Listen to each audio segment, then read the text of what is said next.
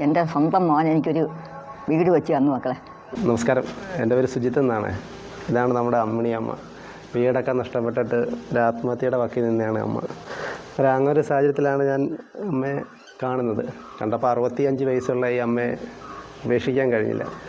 അങ്ങനെ ആ ഒരു സാഹചര്യത്തിൽ അമ്മയ്ക്ക് വാക്ക് കൊടുത്ത് അമ്മയ്ക്ക് നഷ്ടപ്പെട്ട ആ ഒരു വസ്തുവിൻ്റെ അടുത്ത് വേറെ വസ്തു അതുപോലെ എന്നെ കൊണ്ട് ഒരു വീട് വെച്ച് തരാൻ പറ്റുമെങ്കിൽ അത് ചെയ്യാമെന്നും പറഞ്ഞു.